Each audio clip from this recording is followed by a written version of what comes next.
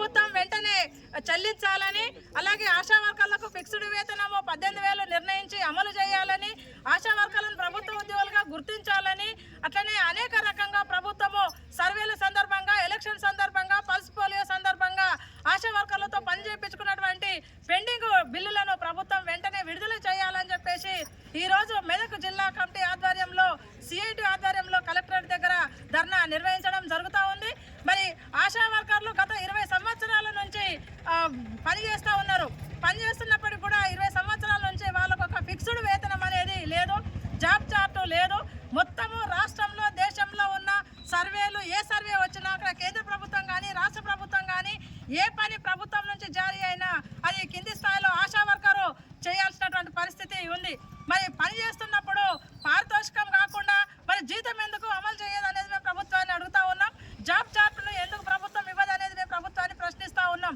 అలాగే పెండింగ్లో ఉన్నటువంటి బకాయి బిల్లులు చెల్లించకుండా కొత్తగా ఇప్పుడు 2025 సంవత్సరంలో లెప్రసీ సర్వే చేయాలని చెప్పేసి ఆశా వర్గాలను ఒత్తిడి చేస్తుంది గవర్నమెంట్. మేము అంటున్నాం, మేము పని చేయడానికి మేము భయపడతలేము, పని చేయమని చెప్పేసి మేము వ్యతిరేకంగా చెప్పట్లేదు. మాకు పెండింగ్లో ఉన్నటువంటి 2 సంవత్సరాల లెప్రసీ సర్వే డబ్బులను వెంటనే ప్రభుత్వం చెల్లించాలనేది ప్రభుత్వాన్ని కోరుతా ఉన్నాం.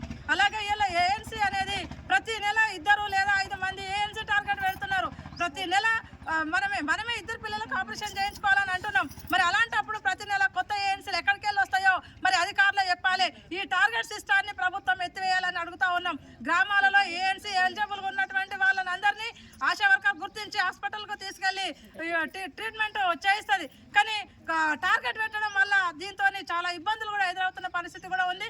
ప్రభుత్వము కొన్ని మైండ్ ఉండి ఆలోచిస్తుంది, కొన్ని మైండ్ లేకుండా కూడా డిమాండ్లు పెడుతూ వాళ్ళకు టార్గెట్లు ఫిక్స్ చేస్తూ ఉంది. దీన్ని ప్రభుత్వము తగ్గించుకోవాలి.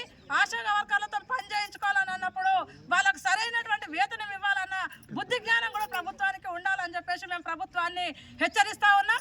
మరి ప్రభుత్వం కనుక ఏ మాత్రము పెండింగ్ ఇయ్యము, అసలు పర్మనెంట్ చేయము, లేదా ఫిక్స్డ్ వేతనం ఇయ్యము, మేము ఎట్టి చాకరీ చేయించుకుంటామంటే ఆశా వర్కర్ల యూనియన్గా, సిఐటిగా చూస్తూ కూర్చోము. మేము పోరాటం చేస్తాం. మేము ఇప్పటిదాకా పోరాటాల ద్వారా అనేక సమస్యలు సాధించుకున్నాం. రేపు భవిష్యత్తులో కూడా ఈ యొక్క పెండింగ్ బిల్లుల కోసం కానీ, అలాగే మన పారితోషికాల కోసం కానీ, ఫిక్స్డ్ వేతనం కోసం కానీ, ఆశా వర్కర్ల భద్రత కోసం కానీ కూడా భవిష్యత్తులో మేము తీవ్రంగా పెద్ద ఎత్తున పోరాటం చేస్తామని చెప్పేసి ప్రభుత్వానికి హెచ్చరిస్తా ఉన్నాం. MFSN ఛానల్కు లైక్ చేయండి, షేర్ చేయండి, సబ్స్క్రైబ్ చేయండి.